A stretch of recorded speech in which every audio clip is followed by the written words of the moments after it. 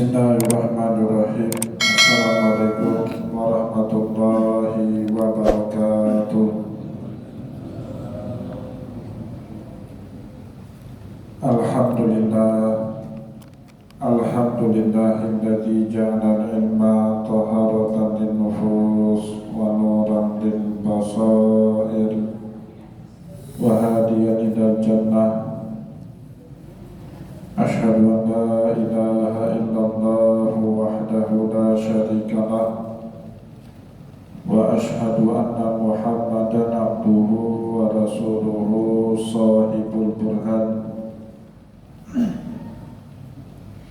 Allahumma salli wa sallim ala rasulikal karim Muhammad sallallahu alaihi wasallam wa ala alihi wa ashabihi wa man tabi'ahu bi ihsanin ila yaumiddin. Summa amma ba'du. Puji dan syukur senantiasa dan tidak pernah bosan-bosannya kita panjatkan kehadiran Sang Maha Pencipta Allah Subhanahu wa Ta'ala, yang mana dengan limpahan karunia-Nya, rahmat-Nya, hidayah-Nya, serta anugerah-Nya kepada kita semua, kita kembali masih diberi kesempatan, kesehatan, dan usia panjang oleh Allah untuk sama-sama dan senantiasa mengabdikan diri kita di jalan-Nya dengan menjalankan segala perintah-Nya dan menjauhi semua larangan-Nya. Salawat diri salam juga tidak pernah lupa pula kita haturkan kepada junjungan alam Nabi besar Muhammad sallallahu alaihi wasallam, di mana beliau telah bersabda dalam sebuah hadisnya, wa majtama'a qaumun fi baitin min buyutillah, tidaklah berkumpul satu kaum di rumah-rumahnya Allah, yatluna kitaballahi wa yatadarasuna bainahum, mereka membaca ayat-ayat Allah dan mempelajari isi kandungannya, illa nazalat alaihimus sakinah, melainkan Allah Subhanahu wa Ta'ala akan menurunkan ketenangan dalam jiwa mereka, wa ghasyiyatuhumur rahmah, hidupnya selalu diliputi oleh rahmat Allah, wa haffathumul malaikah, dan juga para malaikat akan serta melindungi mereka yang selalu mempelajari ayat-ayat Allah. Bapak Ibu kaum muslimin dan muslimat, jamaah sholat maghrib dan juga isya yang dimuliakan oleh Allah, pada kesempatan malam ini 20 Sya'ban menjelang kita masuk ke bulan suci Ramadan, sebelum kita kembali melanjutkan kajian kita pada kesempatan malam ini, terlebih dahulu sama-sama kita kembali berdoa kepada Allah sebagaimana doa yang selalu dipanjatkan oleh Rasulullah di bulan Sya'ban. Allahumma barik lana fi Sya'ban wa balighna Ramadan. Ya Allah, berkatilah kami di bulan Sya'ban dan panjangkanlah usia kami sampai ke bulan suci Ramadan. Amin, amin ya rabbal alamin. Bapak Ibu kaum muslimin dan muslimat, jamaah pengajian yang dimuliakan oleh Allah, sambil kembali kita niat iktikaf di rumah Allah dan juga sambil kita menunggu datangnya pelaksanaan sholat isya berjamaah, mari sama-sama kita kembali melanjutkan pengajian tafsir dengan kitab Tafsir Al-Quranil Azim karya Imam Ibnu Katsir rahimahullahu ta'ala anhu. Dan insyaallah pada kesempatan malam ini kita masuk ke ayat berikutnya, yaitu surat Al-Baqarah ayat 187, dan ini menjadi ayat yang terakhir Bapak Ibu yang dimuliakan oleh Allah, dari 4 ayat berturut-turut di mana Allah Subhanahu wa taala membahas secara khusus tentang syariat ibadah puasa di bulan suci Ramadan. Mulai dari surat Al-Baqarah 183, ya ayyuhalladzina amanu kutiba alaikumusiyam kama kutiba alal ladzina min qablikum. Juga kemudian surat Al-Baqarah 184, ayyaman ma'dudat faman kana minkum maridan aw ala safarin fa'iddatun min ayyamin ukhar.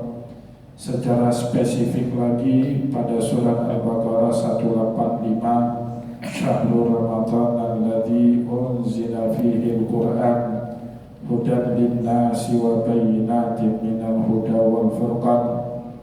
Dan kemudian Allah menyisip satu ayat di antara ayat-ayat yang berbicara mengenai syariat puasa, sebuah ayat yang berkaitan dengan makbul dan mustajabahnya doa. Wa idza sa'alaka 'ibadi anni fa inni qarib ujibu da'watad da'i idza da'an. Bapak Ibu kaum muslimin dan muslimat jamaah pengajian yang dimuliakan oleh Allah, 3 atau ayat tersebut sudah kita bahas semenjak dari bulan September tahun lalu ya. Alhamdulillah kita sudah di penghujung dari ayat-ayat yang berbicara mengenai kewajiban berpuasa di bulan suci Ramadan. Cukup beruntung kita munasabah atau momentumnya sangat bertepatan dengan masuknya kita kembali ke bulan suci Ramadan pada tahun 2026 atau 1447 Hijriah ini. Bapak Ibu yang dimuliakan oleh Allah, insya Allah mulai pada malam ini dan seterusnya, moga-moga bisa kita khatamkan juga nanti. Kalaulah tidak khatam sebelum Ramadan, moga-moga nanti bisa kita khatamkan bersama ayat ini di dalam bulan suci Ramadan, di mana pada ayat 187 dari surat Al-Baqarah Allah Subhanahu wa taala berfirman, uhilla lakum lailatas siyamir rafatsu ila nisaikum. Telah dihalalkan kepada kalian pada malam-malam bulan Ramadan atau malam-malam kalian menjalankan kewajiban puasa untuk melakukan kembali hubungan badan dengan istri-istri kalian. Hunna libasun lakum wa antum libasun lahun. Istri kalian merupakan pakaian penutup apa yang lemah dari kalian, dan juga sebaliknya kalian menjadi pakaian yang menutup kelemahan istri-istri kalian. Alimallahu annakum kuntum takhtanuna anfusakum. Dan Allah Subhanahu wa taala mengetahui kalian menyembunyikan hasrat yang ada di dalam kalian, di dalam diri kalian terhadap istri-istri kalian. Fataba alaikum, maka Allah menerima taubat kalian, wa afa ankum, dan Allah juga mengampuni apa yang telah kalian dahulu sebelum turunnya kemudahan, rukhsah untuk bisa melakukan apa yang sebelumnya dilarang sama Allah. Apa itu yang kemudian dibenarkan atau dihalalkan sama Allah? Allah menerangkan pada potongan ayat berikutnya, fal'ana bashiruhunna wabtaghu ma kataballahu lakum. Silakan mulai sekarang kalian gauli istri kalian, wabtaghu ma kataballahu lakum. Carilah apa yang telah Allah Subhanahu wa taala tetapkan pada istri kalian. Wa kulu washrabu, makan dan minumlah, hatta yatabayyana lakumul khaytul abyadu minal khaytil aswadi minal fajr, sampai nampak garis putih di antara garis hitam saat terbitnya fajar.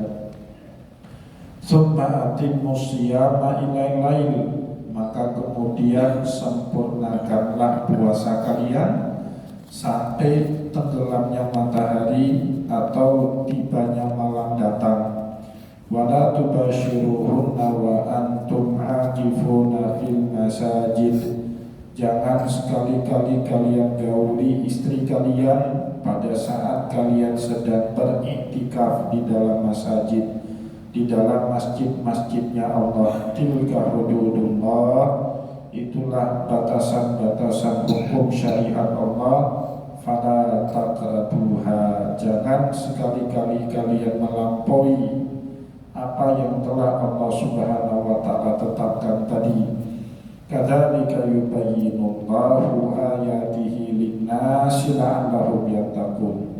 Begitulah cara Allah menerangkan ayat-ayatnya kepada umat manusia, la'allahum yattaqun, semoga mereka menjadi orang-orang yang bertakwa.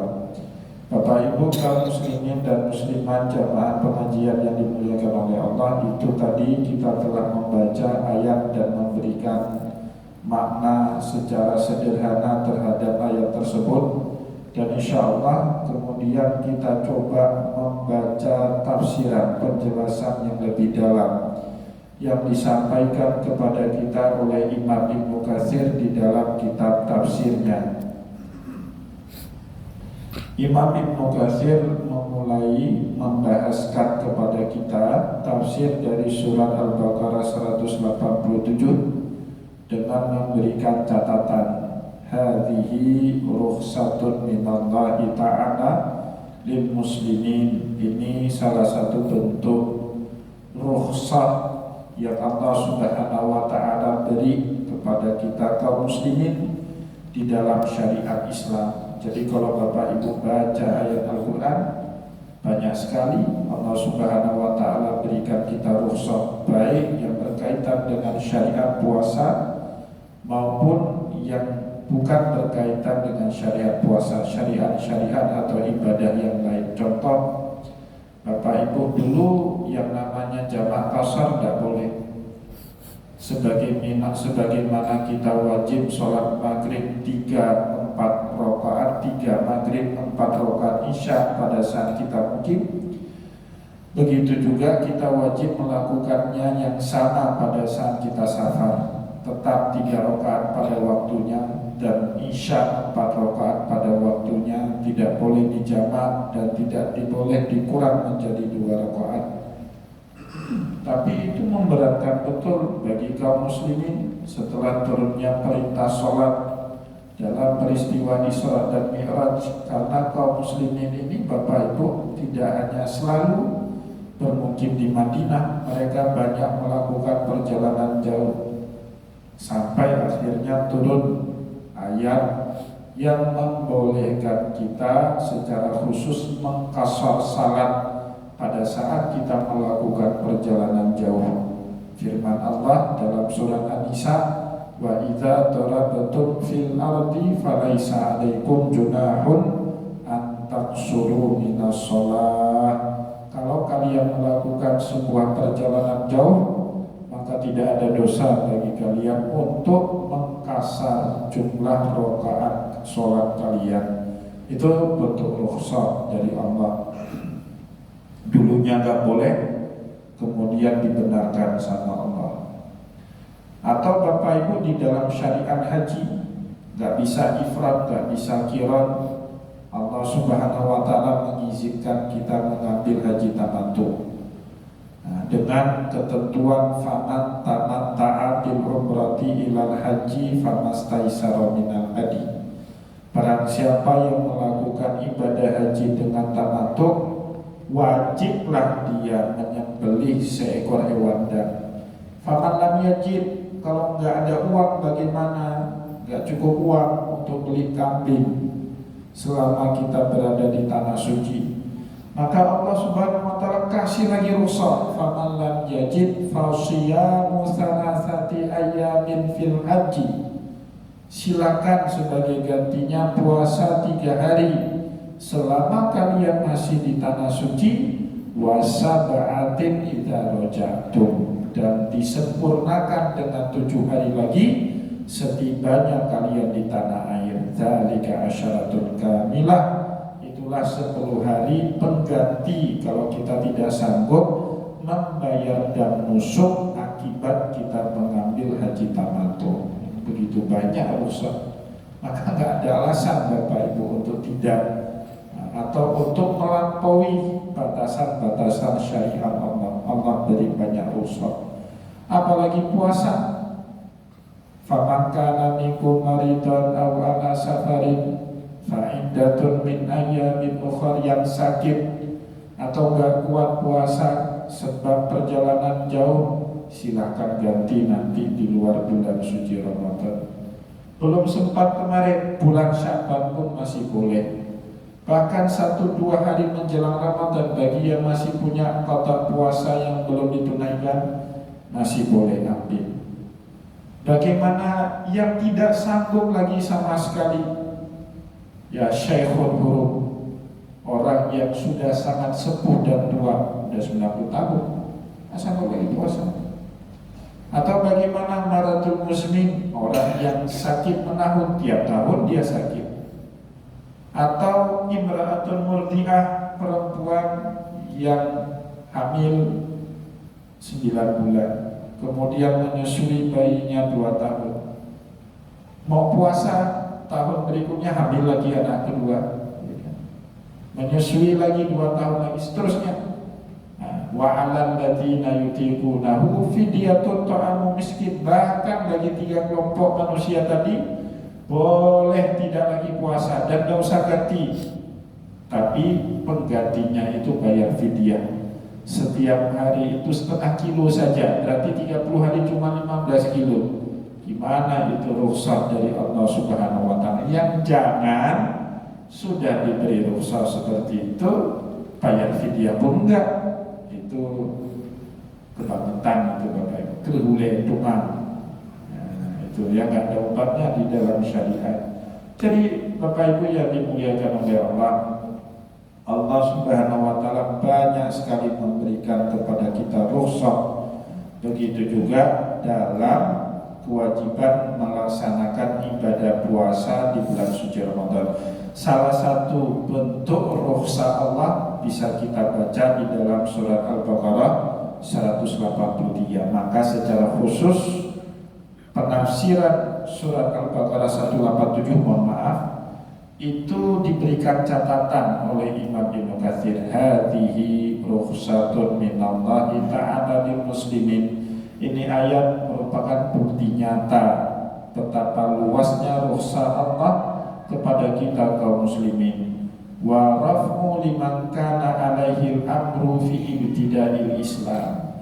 Allah Subhanahu wa Ta'ala mengangkat satu syariat yang membebani kepada kaum muslimin di waktu awalnya syariat puasa diturunkan sama Allah. Di awal bulan puasa itu berat sekali Bapak Ibu, ya, berat sekali.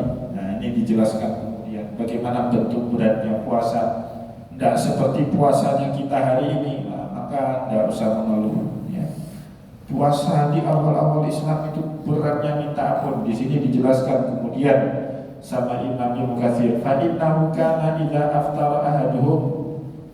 Jika dahulu di awal Islam setelah buka puasa waktu maghrib, ya tenggelam matahari, azan maghrib, buka puasa para sahabat, wa innama yahillu lahu wa innama yahillu lahul aklu wasyarbu wal jima'u ila salatil isya aw yanamu qabla dzalik.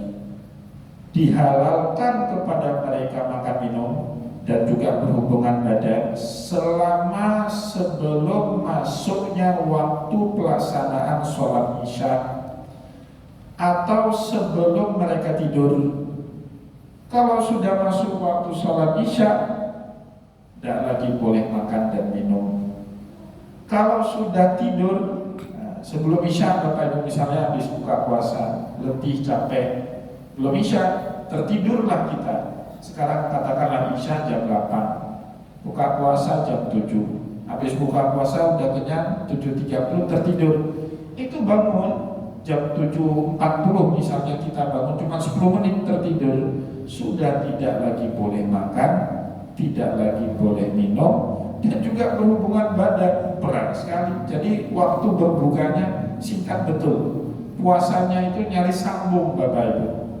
Nah, nanti praktek puasa seperti ini tetap dilakukan oleh Nabi, namanya shaumul wisal. Tapi bagi kita umat haram puasa seperti itu. Nah, famata nama aw shallal isya harrama alaihi ta'ama wa syaraba wal jima'a ila lailatil qabilati. Kapan saja mereka tertidur atau datangnya waktu sholat isya, harrama alaihi ta'am, haramlah makan makanan, wa syarab, minum minuman, wal jima', berhubungan badan, ila lailatil qabilah, sampai malam berikutnya. Fawajadu min dzalika masyaqqatan kabiratan. Maka saat menjalankan ibadah puasa model ini di tahun pertama, itu beratnya minta ampun. Dan Bapak Ibu, kita tahu bersama dalam sejarah Islam, perang paling dahsyat itu kan perang Badar. Itu taruhan itu. Kalau kalah perang itu selesai agama Islam. Perang Badar itu taruhan. Perang Badar itu terjadi tanggal 7 Ramadan. Di tahun pertama Allah mensyariatkan ibadah puasa kepada kaum muslimin tahun 2 Hijriah, 7 Ramadan. Puasanya masih model ini, beratnya minta ampun, buka puasanya sebentar. Besoknya para sahabat tidak ada itu yang buka puasa, tetap berjihad fisabilillah. Maka syuhada perang Badar itu kan 12 orang ya, yang gugur pada saat perang Badar itu 12 orang. Mereka wafatnya, gugurnya, syahidnya dalam keadaan puasa itu Bapak ya, 12 orang. Tapi itulah Islam. Sejarah-sejarah heroik, perang-perang hebat itu terjadi semua di bulan Ramadan Bapak. Kita merdeka 17 Agustus 45 itu kapan? Ramadan. Mesir berhasil menaklukkan Tel Aviv dalam perang Yom Kippur namanya. Dan setelah itu tidak pernah satupun negara berhasil menaklukkan Tel Aviv kecuali Republik Arab Mesir tahun 1970, presidennya Anwar Sadat. Itu kejadiannya 18 Ramadan Bapak. Nah, tapi waktu itu Anwar Sadat takut sama Amerika, ditekan, nah, akhirnya tekenlah perjanjian Camp David, mundur. Setelah itu kan nggak ada lagi negara Islam yang bisa sedalam itu memberikan muka kepada Israel. Itu di bulan Ramadan. Sultan Fatih menaklukkan Konstantinopel Bapak Ibu, itu perahu dibawa lewat gunung, ya bukan lewat laut, perahu dibawa lewat gunung. Itu di bulan Ramadan menaklukkan Bizantium, Konstantinopel itu. Nah, berkah sekali bulan Ramadan itu. Jadi salah kalau ada orang bilang Ramadan itu menyebabkan ekonomi krisis. Enggak Pak, banyak orang dapat kecipratan berkah di bulan Ramadan. Saya sering kasih contoh, ada satu langganan minum air kelapa saya di bulan Padang Bapak Ibu. Di luar bulan Ramadan dia cuma sanggup jual 500 buah kelapa. Itu padahal kerjanya dari pagi sampai siang. Dari pagi sampai jam 10 malam jual buah kelapa yang laku 500. Itu yang dekat Dekranasda itu, ya, dekat Belang Padang kan banyak orang jual kelapa muda itu. Ada satu langganan saya. Tapi di bulan Ramadan bukanya itu mulai jam 2:30 sampai maghrib. Sehari itu 1.500 sampai 2.000 buah kelapa muda laku itu. Berapa lipat. Harus tambah tenaga kerja sampai 4 orang. Kerjanya gitu-gitu terus. Saya kalau pesan kelapa malam telepon dia, juga tulung ubah nambah telur. Kalau pergi sore nggak dapat jatah, orang antri di situ. Nah itu contoh sederhana. Begitu berkahnya bulan Ramadan itu kepada umat Islam ya. Nah, maka di awal puasa itu beratnya minta ampun, tapi itu tidak mematahkan semangat. Dan mohon maaf, tidak ada sahabat yang ngeluh itu secara sengaja, tidak ada itu ya. Nah, walaupun beratnya minta ampun, sampai kejadian suatu hari Bapak Ibu, itu yang disepakati oleh para ulama. Meskipun ayat ini juga diakui oleh para ulama punya banyak sabab nuzul, tapi yang paling masyhur di antara sabab nuzul itu kejadian yang terjadi sama seorang sahabat yang bernama Qais bin Syirmah radhiyallahu anhu. Ini bukan sahabat populer karena bukan perawi hadis, bukan juga penuntut ilmu, bukan juga sahabat yang terkenal betul kesolehannya atau sahabat cerdas yang sering mendampingi Nabi kemana-mana, bukan. Ini Qais bin Syirmah ini buruh Bapak Ibu, pekerja keras, banting tulang. Katakanlah seperti tukang bangunan di zaman kita, walaupun tidak ada satu riwayat yang pasti yang menjelaskan kepada kita apa profesi sesungguhnya Qais bin Syirmah radhiyallahu anhu. Bapak Ibu kaum muslimin dan muslimat jamaah pengajian yang dimuliakan oleh Allah, di dalam kitab hadis kita bisa menemukan Qais bin Syirmah ini pekerja keras, banting tulang siang hari. Padahal puasanya cuma bisa makan antara maghrib sampai isya. Kalau sudah tidur, tidak boleh lagi makan. Nanti sahur sekali lagi. Nah, satu hari Bapak Ibu, Qais bin Syirmah itu berpas-pasan dengan Nabi. Dan itu bukan satu dua kali, berkali-kali, berhari-hari saat puasa Ramadan tahun pertama itu. Itu Rasulullah mendapati Qais bin Syirmah itu loyo, kurang semangat, kayaknya letih betul, kecapean. Maka Rasulullah penasaran. Nah, jadi tidak ada itu cerita Qais bin Syirmah lapor, ya Rasulullah kayaknya berat betul syariat puasa. Itu mungkin kita. Nah, maka kita nggak cocok jadi sahabat Nabi. Kalau Bapak Ibu jadi sahabat Nabi udah ngeluh, ya kan? Tapi ini orang nggak ngeluh, tapi dia memang loyo, memang berat.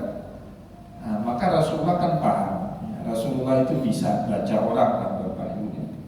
Yang cerita paling populer itu kan Abu Hurairah.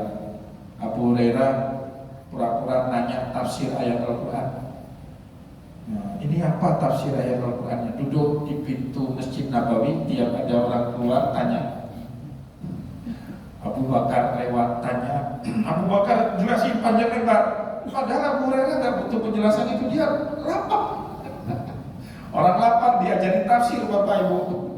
Itu dalam hatinya maki, ini orang kurang ajar, ini nggak tahu saya lapar. Lewat Umar nanya juga, ini Umar apa tafsir? Ya tapi Abu Hurairah kan malu bilangnya, saya lapar, tolong traktir saya makan, malu. Tiba-tiba lewat Nabi, Abu Hurairah juga main sinetron drama Korea. Tanya, ini ayat apa maknanya? Abu Hurairah tutup itu Al-Quran, ayo kita makan. Jadi Nabi Muhammad itu pengertian orangnya. Nah, Bapak Ibu kalau besok-besok lapar, butuh traktiran, tanya tafsir. Ya, moga-moga orang yang kita tanya itu juga ahli pengajian, paham. Ini orang lapar, pakai sunnahnya Abu Hurairah. Ya, minta ditraktir, ya, tinggal ajak makan selesai masalah. Bapak Ibu kaum muslimin dan muslimat jamaah pengajian yang dimuliakan oleh Allah, begitu juga Qais bin Syirmah radhiyallahu anhu. Dia kedapatan letih, loyo, gak semangat, gak bertenaga. Maka Nabi Muhammad panggil beliau. Ya, Qais, kenapa kamu kok kelihatannya capek betul? Nah, dia di situ baru menceritakan, ya Rasulullah, saya ini sehari-hari kerja keras, banting tulang, capek betul. Semalam saya pulang buka puasa maghrib, setelah buka puasa tertidur, begitu letihnya. Ya kita Bapak Ibu yang kerja dan tidur di ruangan berasi nggak rasa itu. Tapi kalau Bapak Ibu lihat orang yang banting tulang, nggak usah jauh-jauh lah, langganan air kelapa muda saya tadi itu Bapak Ibu kalau kita telepon dia jam 3, jam 4, jam 5 nggak terangkat HP. Belum apa itu? Selama 4 jam itu kerjanya potong kelapa terus itu. Potong kelapa terus. Saya tanya sama dia satu hari, madron namanya terawih.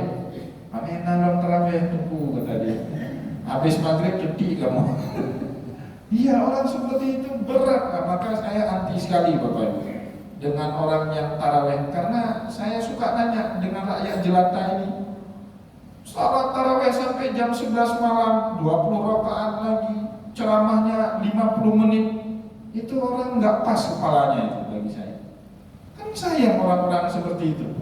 Pengen sholat tarawih, udah tuh sholat tarawih, nggak usah panjang-panjang, 1-2 ayat, Kemarin berapa ayat saya baca di mesin ganda? 2 ayat cuma Pak, sholat isya itu. Tasimin tilka ayatul kitabil mubin natlu alaika min nabai Musa wa fir'auna biqaumi yuqinun. Allahu akbar. Mari tanya nih sama jamaah masih. Pendek, itu sholat wajib. Kalau tarawih saya jadi imam lebih pendek lagi Pak. Saya kemarin kan tiap Rabu itu saya ceramah di masjid Bulak, di Musala Bulog ada pengajian. Habis ceramah jamaah ngajak makan. Nah, beliau cerita jamaah itu salah satunya pengurus Musala Bulog itu dia cerita. Ustaz, dulu kan pernah satu kali di masjid Bulog. Masjid Bulog kan terkenal itu, sholat paling singkat. Ada satu penceramah. Dia secara terang-terangan mengkritik praktek sholat singkat seperti di masjid Bulog itu. Kebetulan di situ ada Profesor Musinnya Umar yang jadi imam. Yang punya gara-gara kan beliau nih. Pelaku bid'ahnya di masjid Bulog kan Profesor Musinnya Umar. Di depan dia terang-terangan dikritik. Ini tidak betul di mimbar. Itu kan head to head itu banget. Ya, padahal yang ceramah ini muridnya Profesornya Umar di Fakultas Syariah. Nah, dia kritik, oh enggak benar, Nabi sholatnya panjang-panjang, kita ini sholatnya pendek-pendek. Dia promosinya Umar itu dia ngomong-ngomong. Ya biasanya kalau ceramah kultum di Masjid Pulau itu tidak boleh lebih 7 menit. Malam itu kata jamaah itu 15 menit. Dia waktu sholat isya nggak dikasih orang lain imam. Waktu sholat tarawih beliau jadi imam, orang lain nggak dikasih. Allahu Akbar, baca Al-Fatihah sampai waladhdallin amin. Rakaat pertama 1 ayat Pak. Nun, Allahu Akbar. Pada ceramahnya tadi mengecam. Yang ceramah di belakang imam. Rakaat yang kedua wal kalami wa ma yasturun. Allahu Akbar. Nah, selesai jam 9 selesai sholat. Langsung beliau down, tinggal ngan ceramah buapi hadis negeri. Kata Profesornya Umar, karena Nabi Muhammad sholat panjang-panjang itu tidak pernah berjamaah. Benar dia. Semua riwayat yang Bapak Ibu baca boleh. Nabi Muhammad sholat panjang-panjang itu sendiri-sendiri. Kalau berjamaah tidak pernah lebih 5. Nah, iya. Ini masyarakat kita Bapak Ibu ramai, rakyat jelata yang kerja keras, banting tulang, kerja di bawah terik matahari siang hari. Itu berat sekali kalau kita ngajar sholat tarawih sampai jam 10:30, berat sekali Bapak Ibu. Udah baik sekali Bapak Ibu persingkat itu semua untuk memudahkan umat Islam untuk bisa mensiarkan malam Ramadan. Yang penting kan syiarnya itu ya, nah, kita singkat-singkat aja udah bagus sekali. Apalagi kalau Bapak Ibu mohon maaf terima pendapatnya Tengku Masrur ini jam sholat tarawih jam 10 malam. Kalau di Arab Saudi boleh Pak. Kenapa Bapak Ibu Arab Saudi nggak mikir dunia? Besok mikir kerja nggak? Waktu pergi umrah misalnya bulan Ramadan di Arab Saudi, besok mikir kerja nggak? Yang mikir masuk kantor nggak? Kan enggak. Fokus ibadah. Tapi kita di Aceh Pak, besok mikir dimarahin sama atasan, deadline belum selesai. Yang mahasiswa mikir besok dibentak sama dosen karena tugas makalah belum presentasi. Macam kan pikiran kita di tanah air. Beda kalau Bapak Ibu pergi ke Tanah Suci. Saya pun ada orang lapor, Ustaz minta ini minta itu, urusan di tanah air saya blokir semua Bapak Ibu nomor HP itu. Kalau saya di Tanah Suci nggak mau ngurus saya masalah-masalah. Kenapa? Mau kita fokus kalau sudah di tanah air, maka nggak boleh kita kiaskan sholat tarawih di Tanah Suci dengan sholat tarawih di tanah air. Benar, di Mekah itu mulai sholat tarawihnya isyanya ditunda Pak, jadi buka puasa. Bapak Ibu kalau pernah Walid pernah umrah bulan Ramadan? Belum. Kalau pernah umrah bulan Ramadan itu jarak isya dan maghribnya diperpanjang. Kalau biasanya kan 1 jam pada maghrib masuk isya, ya kan? Tapi kalau bulan Ramadan itu sampai 2 jam supaya jamaah bisa lebih leluasa, punya waktu yang lebih banyak untuk berbuka. Benar itu. Ya. di tanah suci, tapi ya nggak boleh kita bandingkan dengan tanah air. Kenapa? Karena kita besok paginya harus kerja. Bapak Ibu kalau pergi umrah kan ada kerja, besok paginya tidur kan. Jadi walaupun sholat tarawihnya jam 11 malam tidak masalah. Nah, tapi kita nggak bisa, apalagi orang Aceh pada sholat tarawih wajib ngopi sebentar. Kalau selesai sholat tarawihnya jam 11, selesai ngopinya jam 12, sahurnya bangun jam 4. Besoknya di kantor tidur, kena marah sama atasan. Nah, itu yang harus dipahami keadaan-keadaan seperti itu. Jadi mudahkanlah. Ya mudah-mudahan Ustadz Fajri kita nanti waktu mengimami sholat 1-2 ayat aja, sahabat ini, nggak usah panjang-panjang lagi ya. Ini juga ada sahabat sih. Yang panjang-panjang 2 ayat udah, insya Allah jadi idolanya jamaah lah. Ramadan kali ini kalau 2-3 ayat. Nggak percaya cuma praktek tahun ini. Ya semoga ada manfaatnya, insya Allah akan kita lanjutkan kembali pengajian kita pada kesempatan yang akan datang. Saya mohon maaf jika ada yang tidak berkenan. Wallahu muwaffiq ila aqwamit thoriq. Wa nasrun min Allah fatul karim. Wassalamualaikum warahmatullahi wabarakatuh.